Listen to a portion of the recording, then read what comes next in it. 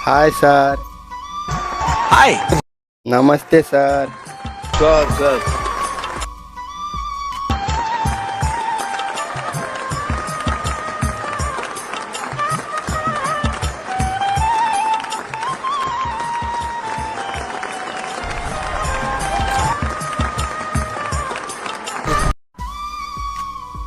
क्या नाम है आपका? जी सर, माझं नाव दत्ता भाऊ आहे. कहाँ से हैं आप? जी सर, मी काय सांगू तुम्हाला, मी तर खूप दुरून आलो सर. बिल्कुल बिल्कुल. आप यहाँ क्या करने आए?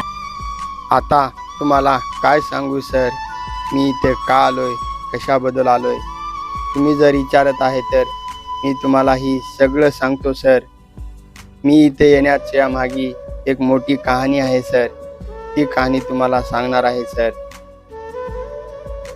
बहुत सही बात, बहुत सही बात. मला 2 मुली आहेत सर आणि माझ्या मोठ्या मुलीचं लग्न जमलं आहे. पण मी खूप गरीब आहे. माझ्या मुलीचं लग्न करायसाठी माझ्याकडे तेवढा पैसा पण नाही आणि मी कसं लग्न करू हे मी सोचत होतो.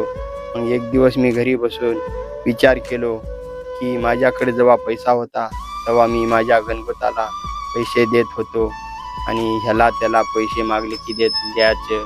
तर मी एक विचार केला की माझ्या पण मुलीच्या लग्नासाठी मी माझ्या गणगोताला पैसा मागून बघेन. तर मी दुसऱ्या दिवशी माझ्या बहिणीकडे आणि माझ्या भावाकडे पैसे मागण्यासाठी गेलो. तर मला माझ्या बहिणीनं पण पैसे दिले नाही आणि माझ्या भावानं पण पैसे दिले नाही. तसेच बाहेर हाकलून लावले आणि प्यायला पाणी पण दिले नाही. मग मी रस्त्यावरून येताना मला एक भाऊ भेटला आणि म्हणाला, बाबा तुम्ही एवढे का नाराज आहे आणि काहून रडत आहे. मी त्या भाऊला म्हणलो की बेटा माझ्या मुलीचं लग्न जमलं आहे पण मी खूप गरीब आहे. माझ्याकडे 1 रुपया पण नाही. मी माझ्या मुलीचं लग्न कसं करू ही मी सोचत आहे. त्यामुळं मी एवढं नाराज आहे. मला काही सुचत नाही की माझ्या मुलीचं लग्न कसे करावे आणि माझ्याकडे पैसे पण नाही. मग मी परत घरी आलो आणि घरी आल्यावर माझ्या बहिणीला फोन लावला आणि बहिणीला फोन लावून म्हणलं, ताई थोडे पैसे असले तर द्या, माझ्या मुलीचं लग्न आहे. तर माझ्या बहिणीनं म्हणली की माझ्यापाशी 1 रुपया नाही आणि माझ्याकडे काय पैसे भेटत नाही. असं म्हणून ताईनं माझा फोन कट करून टाकला. आणि ते म्हणतात ना सर, वाईट परिस्थितीमध्ये कुणी कुणाला साथ देत नाही आणि कुणी कुणाला जवळ उभारू देत नाही. ते म्हणतात ना, हे बरोबर आहे सर. वाईट परिस्थिती असली की कोणी कुणाला साथ देत नाही. तर मला खूप राग आला. मग दुसऱ्या दिवशी मी शहरामध्ये कामाला गेलो. मग त्या शहरात कामाला गेल्यावर एका चाय टपरीवर काम करत होतो. मग त्या चाय टपरीवर काम करत करत मी गाणं म्हणायचे. जी लोक चाय प्यायला येतात ती लोक गाणं ऐकायचे. ज्याला गाणं आवडलं त्याने 10-5 रुपये द्यायचं. मग तितक्यात एक भाऊ आला आणि म्हणाला, बाबा तुम्ही एवढं सुंदर गाणं गाताव आणि एवढा तुमचा सुंदर गळा आहे, मी इंडियन आयडलमध्ये काहून जात नाही.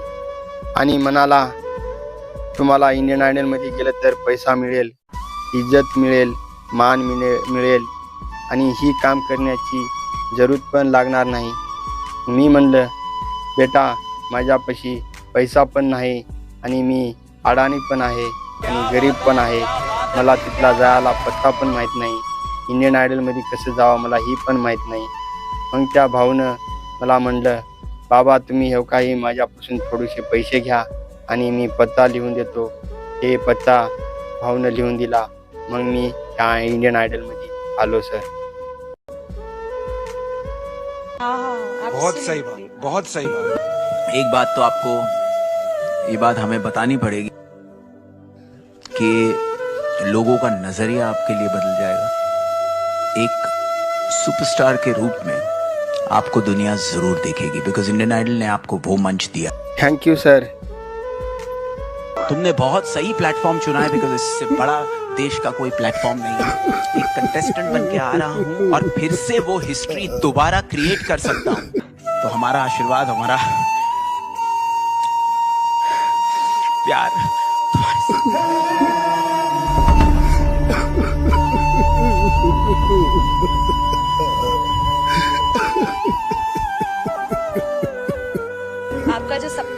अगर आप सच्ची मन से देखते हैं वो सपना और आप उतने काबिल हैं वो सपना देखने के, तो डेफिनेटली हम आपको आगे लेके जाएंगे, ये पक्का वादा है। अगर आप डिजर्व करते हैं तो क्या गाना गाने वाले हैं? जी मॅडम, मी आज इथं असं गाणं गाणार आहे की हे जर गाणं कुणी बघत असेल आणि ऐकत असेल तर त्याच्या डोळ्यातून पाण्याच्या धारा गळतील मॅडम, आणि तुमच्या पण डोळ्यातून धारा गळतील मॅडम. बहुत सही बात, बहुत सही बात. मी माझ्या मुलीबद्दल गाणं गाणार आहे मॅडम. आपण मुलीला जन्म देतो आणि लहानाचं मोठं करतो आणि हवं ती कपडे देतो, हवं ती खाया प्यायला देतो आणि मोठी झाली की लग्न करून जावई म्हणायच्या हातामध्ये देतो. जेव्हा आपण मुलीचं लग्न करून सासरला पाठवतो तेव्हा आईवडिलाचं काय दुःख असतं, त्याबद्दल आज इथं मी माझ्या मुलीसाठी गाणं गाणार आहे मॅडम. आणि सर, माझी एक सगळ्याला विनंती आहे की माझा हा व्हिडिओ खूप लोकांना बघावं आणि भरभरून प्रेम द्यावं आणि व्हिडिओला लाईक करावं आणि मला चांगला सपोर्ट करावं, ही माझी विनंती आहे सगळ्याला. ब्यूटीफुल सॉन्ग, चलिए जरूर सुनते हैं. ओके मॅडम, मी आता गाण्याला सुरुवात करतो. आग रत्ना जारकी जतना केली, आग रत्ना जारकी वा, आग रत्ना जारकी जतना केली, आणि कशी अन चिमणी माझी, चिमणी माझी उडून गेली, चिमणी माझी उडून गेली, चिमणी माझी उडून गेली, चिमणी माझी उडून गेली. आग रत्ना जारकी जतना केली, आग रत्ना जारकी जतना केली, अन चिमणी माझी, चिमणी माझी उडून गेली, चिमणी माझी उडून गेली, चिमणी माझी उडून गेली, चिमणी माझी उडून गेली. माझी आई रडती पदराला धरून, आणि रडत रडत त्या लेकीला काय म्हणती, माझी हरण चालली कळप सोडून, हरण चालली कळप सोडून, चिमणी माझी उडून गेली, चिमणी माझी उडून गेली. आपण बघा, ही चिमणी लहानाची मोठी करतो आणि जेव्हा लग्न होती ती सासरी जाते तेव्हा आई बापाला किती दुःख होतं. तर बाप काय म्हणतो, माझा बाप रडतो, तो माझा बाप, माझा बाप, तो माझा बाप रडतो मंडप धरुण, अग माझं हृदयामधलं काळीज चाललं सोडून, हृदयामधलं काळीज चाललं सोडून, चिमणी माझी उडून गेली, चिमणी माझी उडून गेली. माझा बाप रडतो मंडप धरुण, माझा बाप रडतो मंडप धरुण, माझं हृदयामधलं काळीज चाललं सोडून, हृदयामधलं काळीज चाललं सोडून, चिमणी माझी उडून गेली, चिमणी माझी उडून गेली. माझा दादा रडतो गळ्यात पडून, माझा भाऊ रडतो गळ्यात पडून,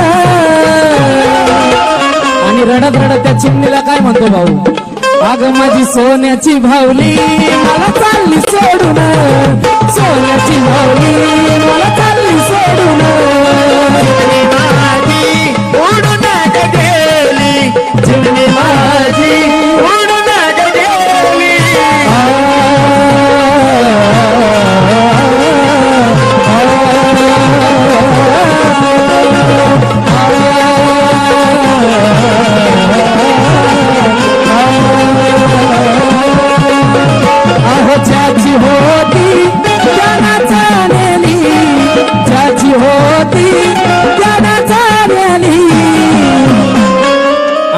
बाप शेवटी रडतात आणि लेकीकडे बघतात आणि म्हणतात काय, आम्ही लावलेली माया आज मायाला गेली, लावलेली माया आज मायाला गेली.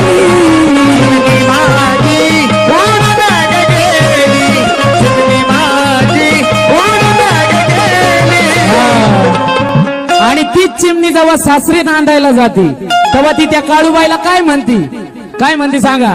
अग सांग ना देवी माझ्या भावाला, तू भावाला सुखी हाय ग माझ्या भावाला.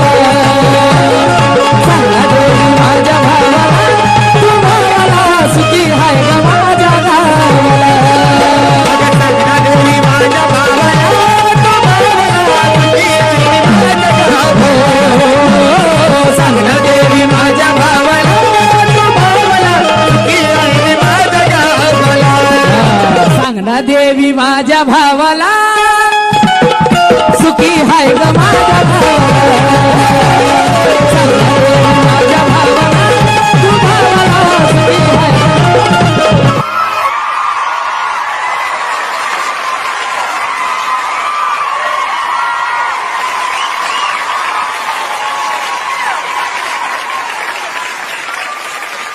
मतलब हम आज मुझे ऐसा लग रहा है कि म्यूजिक को मुझे दिल से सॉरी कहना चाहिए. मुझे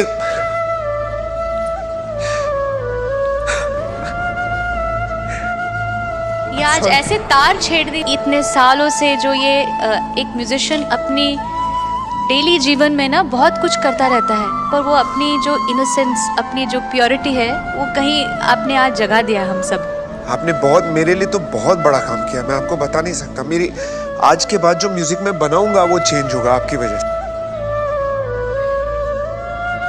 अगर मेरे नसीब हुए